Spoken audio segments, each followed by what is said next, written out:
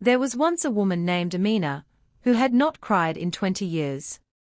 People who knew her always found this strange. It was not that she was unkind or cold. In fact, she was very gentle. She was kind to children. She was kind to animals. She worked as a nurse, and the people in the hospital often said she had the softest hands and the calmest voice. But she never cried. She had not cried when her father died. She had not cried when her best friend moved away. She had not cried when she lost a child 5 months into pregnancy. People began to say it was not natural. Maybe she's broken inside, they whispered. She's too quiet. She's too still. Amina heard these things, but she didn't explain herself.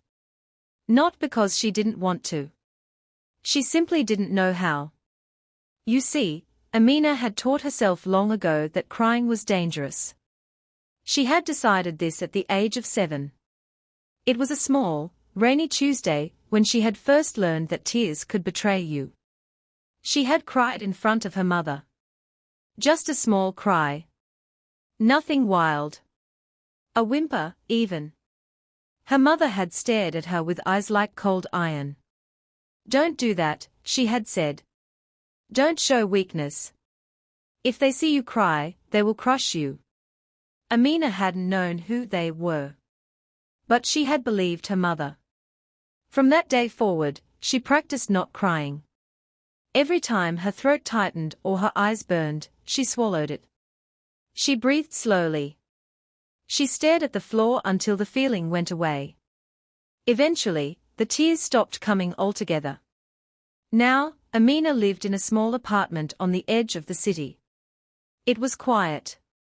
Her plants grew well there. She liked to drink mint tea on her balcony.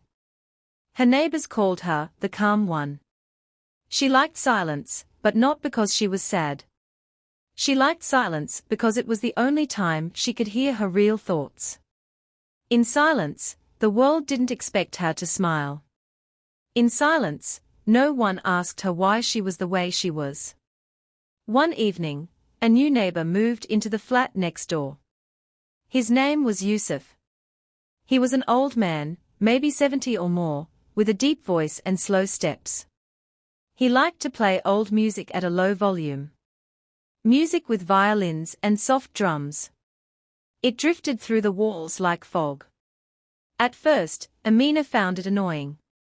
But after a few days, she began to look forward to the music. It was never too loud. It had a sadness in it she recognized. A kind of sadness that didn't need to cry. One morning, Amina saw Yusuf in the hallway. He was trying to carry a heavy bag of rice. She helped him without a word. He smiled and said, "Thank you." Most people don't stop.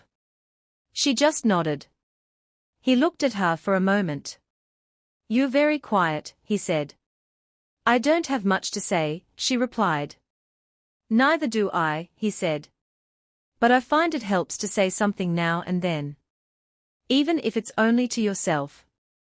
She gave him a polite smile and left.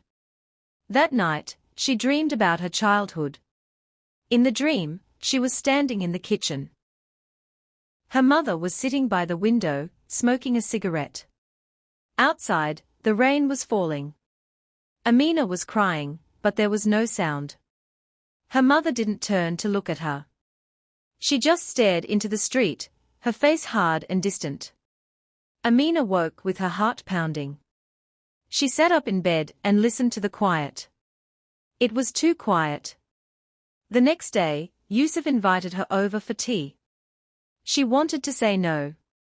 But she said yes. His apartment was warm and filled with old things. Books. Carpets. A photo of a woman in a blue dress on the wall. He poured her tea and said, "That's my wife. She passed away last year." Amina nodded, unsure what to say. Yusuf didn't seem to mind. He talked slowly, about his life, his travels, his regrets. He didn't ask her any questions, which she appreciated. Before she left, he said, you remind me of her. She didn't cry either. Not once. Even when she was sick. Amina looked at the photo again. The woman had kind eyes. That night, Amina sat on her balcony, listening to the wind in the trees. She thought of Yusuf. She thought of his wife. She thought of her mother. She thought of the kitchen, the rain, and the sound her tears had never made. She closed her eyes. She still did not cry. But something had moved inside her. Just a little. Like a door creaking open after being closed for a long time. And for the first time in many years, she whispered to herself, maybe it's okay if they see me cry. The next morning, Amina woke before sunrise. The sky outside was still dark, but the birds had started their soft, sleepy calls. She sat up slowly, pulled the curtain aside, and watched the first grey light touch the tops of the buildings. She didn't know why, but she felt like something was changing. It was not loud. It was not sudden. But it was there, like something inside her had shifted slightly, like a chair moved half an inch in a quiet room. Small, but noticeable if you were paying attention. She made herself tea, but this time, she made 2 cups. She wasn't sure why. Maybe she hoped Yusuf would pass by. He didn't. The hallway was silent that day. No footsteps. No music. She waited. She sat on the balcony, holding the second cup until it went cold. The next day, she knocked on Yusuf's door. No answer. She waited, then knocked again. Still nothing. She stood there for a moment, unsure of what to do. Then, just as she was about to leave, the door opened slowly. Yusuf stood there. He looked tired. His eyes were red, and there was a slight tremble in his hands. I'm sorry, he said. I wasn't feeling well. She wanted to say something comforting, but all she could do was hold out a small glass jar. Mint from my balcony, she said. He took it and smiled. You brought me a garden. She smiled back. Just a small one. That afternoon, she stayed longer in the hallway. She didn't ask questions. She didn't try to cheer him up. She simply stood with him in the quiet. It was the first time she had shared her silence with someone. In the days that followed, Yusuf grew weaker. He didn't say much anymore. Some days he didn't open the door. Amina brought soup. Left it by his door. She didn't need thanks. One day, he let her inside again. He was sitting by the window, wrapped in a blanket. The music was playing low as always. A soft violin. I think I'm almost at the end of the road, he said. She said nothing. He smiled at her. You're very good at silence. It's the only thing I've practiced, she said. I used to think silence was a prison, he said. But with you, it feels more like a room with no walls. They sat there together until the light faded. That night, Amina could not sleep. She kept hearing Yusuf's voice in her mind, quiet and warm. With you, it feels more like a room with no walls. She walked to the kitchen, barefoot, and stood by the sink. Her reflection in the window looked different somehow. Softer. Then it happened. Not loud. Not sudden. Just one tear. It slid down her cheek and dropped into the sink. Then another. And another. Her hands gripped the edge of the counter. She didn't stop it. She didn't swallow it. She let the sound come, small and raw. It didn't feel like weakness. It felt like water after a long drought. It felt like the body remembering something important. After the crying slowed, she stood there quietly, breathing. The silence had changed. Now it was filled with something. Memory. Kindness. Sadness. Hope.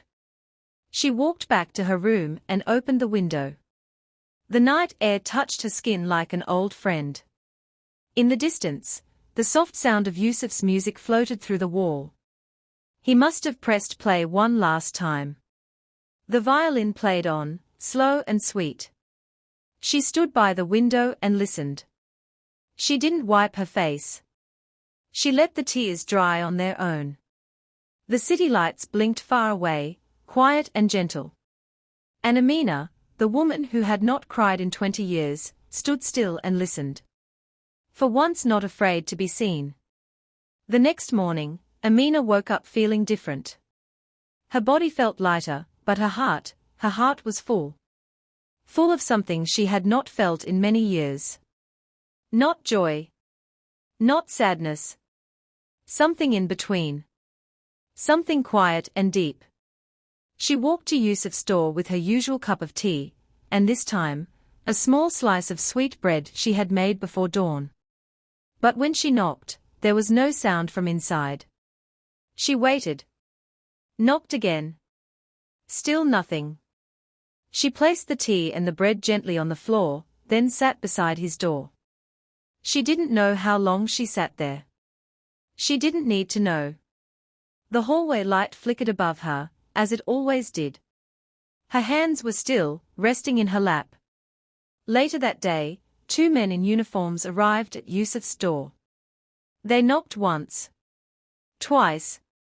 Then used a key from the landlord. The door opened slowly. Amina stood quietly, watching. She already knew. They didn't need to say anything. Yusuf had gone. But somehow, the hallway didn't feel emptier. It felt different. As if part of him had stayed behind. In the walls. In the soft hum of the violin that still floated from the record player.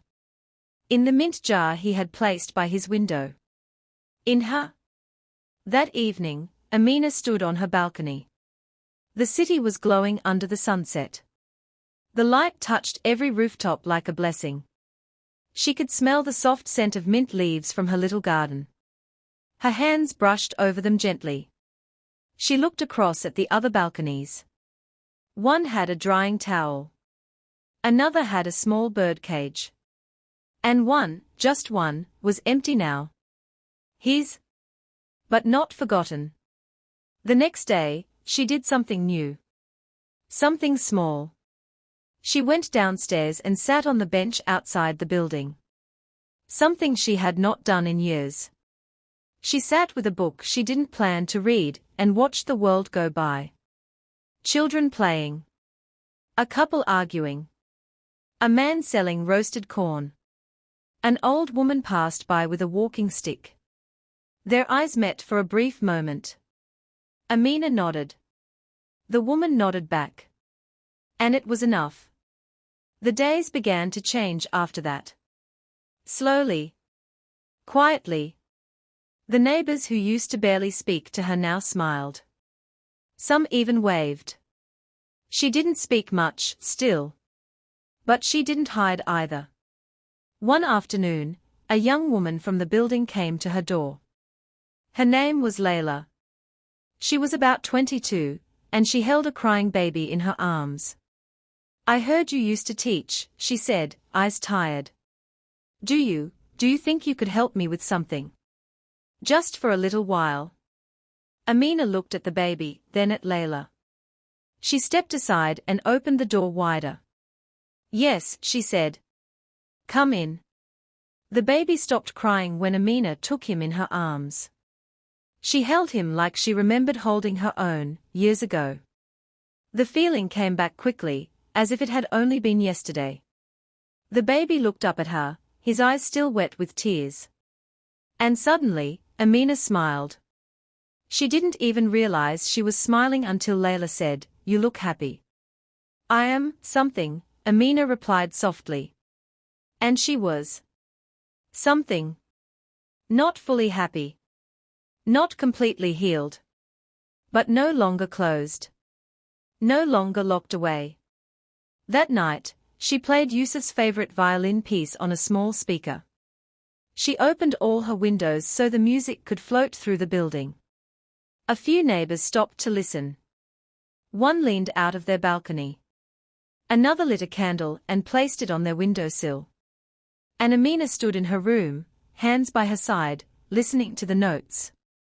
She did not cry this time. But she remembered how. And that was enough. Weeks passed. Laila started coming by every other day. Sometimes for advice. Sometimes just for rest. The baby, whom Amina now called Little Star, grew comfortable in her arms. He would often fall asleep on her chest, his tiny breaths soft against her skin.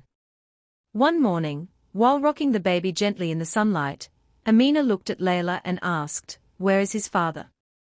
Laila looked down at her hands. "Gone," she said. "Not dead, just gone." Amina nodded. She didn't need to ask more. Pain had many names. Some were spoken, and some stayed quiet. But it was pain all the same. That day, Amina found herself humming a tune. A lullaby. One she used to sing long ago. Her voice cracked, unsure. It had not been used for singing in many years. But the baby didn't mind. He looked up at her and smiled. It was the first time Amina realized she still had a voice. That evening, she opened her window and looked up at the stars. She whispered under her breath, "Can you see me now?" She wasn't sure who she was speaking to, her husband, her son, maybe even Yusuf. But the silence that followed felt like an answer. A warm one. The building changed too. Slowly. The neighbor, who always played loud music, turned it down in the evenings, so the baby could sleep. A teenage boy who once mocked Amina's quiet ways now greeted her politely. Even the landlord, who rarely spoke to tenants, offered to fix her balcony railing without being asked. One afternoon, Amina decided to go to the small market street a few blocks away. She had not walked there in nearly 10 years. She wore her old grey coat, buttoned to the top. Not because of the cold. But because she still felt a little unsure about the world. As she walked past a small bookstore, something in the window caught her eye. A book? Its cover was soft blue, with a picture of a violin and a cup of tea. She stepped inside. The man behind the counter looked up in surprise. "Good afternoon," he said. Amina nodded. "I haven't been in a bookstore in some time." "Welcome back," he replied kindly. She picked up the book and held it close. It felt like it had been waiting for her. She bought it without asking the price. As she left the store, a small breeze picked up. It carried the scent of roasted peanuts, fresh bread, and something else, something familiar. It was the smell of life. Of living. She paused at the corner of the street. There was a small park nearby. She hadn't been there in years either. Without thinking, she turned and walked toward it. The park was quiet. Old benches. Faded swings. A fountain that no longer worked. But it was still beautiful. She sat on a bench under a jacaranda tree. The purple flowers were beginning to bloom. She opened her new book. And began to read. Page after page. And as she read, tears welled up in her eyes. Not because the book was sad. Not because it was beautiful. But because she had forgotten she could feel this deeply. A single tear rolled down her cheek. The first in so many years. She didn't wipe it away. She let it fall. And then another came. And another. She sat quietly, under the blooming tree, crying without sound. Not out of grief. Not out of pain. But out of something softer. Something like peace. Later that night, she returned home. Laila was waiting with Little Star. "I think he missed you today," Laila smiled. Amina took the baby into her arms and whispered, "I missed him too." Then, with a small laugh, she said, "Maybe I'll read to him tomorrow." A little story. Just a small one. You read stories? Laila asked. I used to, Amina said. Long ago. Before the silence. Laila looked at her curiously. And now? Amina paused. Then nodded. I think the silence is starting to leave. The next morning, Amina woke up early. The apartment was quiet, still dressed in the soft grey of dawn. She made tea and stood by the window, listening. Not for voices. Not for footsteps. But for something inside herself. It was faint. But it was there. A kind of humming. Not from her lips, but from somewhere deeper. She wasn't sure if it was hope. Or memory. Or just breath. But it was there. Later that day, Laila came over, smiling, with a small book in her hands. Here, she said. It's a children's book. I found it in a second-hand shop. I thought maybe you could read it to him. Amina took the book, turned it over in her hands. The cover was worn, the pages yellowed. But the title made her heart skip. The Bird That Forgot to Fly. She didn't say anything for a long time. Then she opened the first page, and began to read. Her voice was soft, uncertain at first.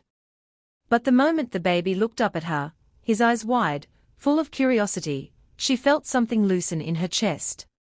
She read aloud. Each word slow. Careful. Honest. The story was simple. About a small bird who never learned to fly because it was afraid to fall. But it watched the other birds, dreaming quietly from the safety of the ground. One day, it found a feather, shining gold, and something in it whispered, "Try again." When she reached that part, Amina's voice broke. But she didn't stop. She kept reading. By the end of the story, little Star was asleep in her arms. Laila sat beside her, quiet. Neither of them spoke. Because sometimes silence wasn't about being alone. Sometimes, it was just the space between one heart and another. Days passed. Then weeks. Amina began reading more stories. Not just to the baby, but to the children in the building. It started with one curious girl from the second floor. Then two brothers from down the hall. One day, the teenage boy who once avoided her asked, "Do you have any stories with dragons?" Amina smiled. "Of course I do." They gathered in her small living room, knees folded, back straight, eyes wide. She would sit in her armchair, book in hand, reading as if the world depended on every word. And maybe it did. Maybe, in some small way, it always had. One evening, Laila stayed after the others left. She was quieter than usual. Amina noticed. "What is it?" "I got a letter," Laila said. "From my sister. She's in another town. She heard, things are getting better now. She wants me to come live with her. She has a job for me. A small house. She says it's time to start again." Amina's fingers curled around her teacup. "That's good," she said softly. "It sounds safe." "Yes." They sat in silence for a while. Then Laila said, "But I don't want to leave you."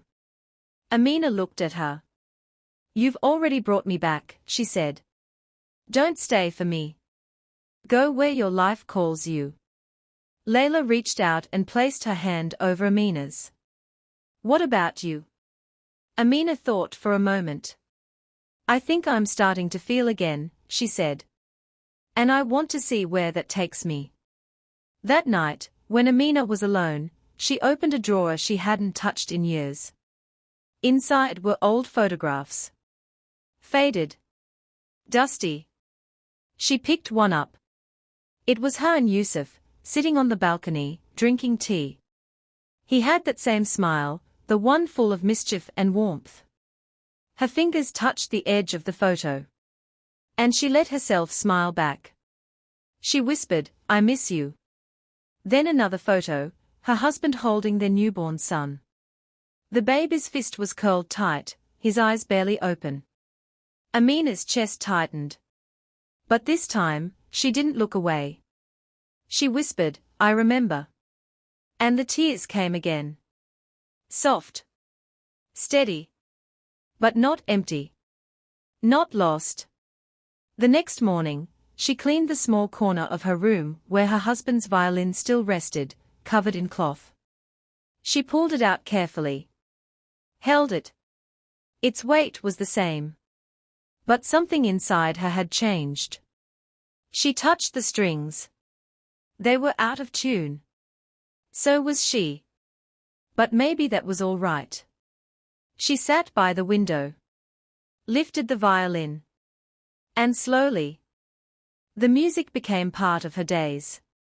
Some mornings, she would sit by the window, playing soft melodies to the rising sun.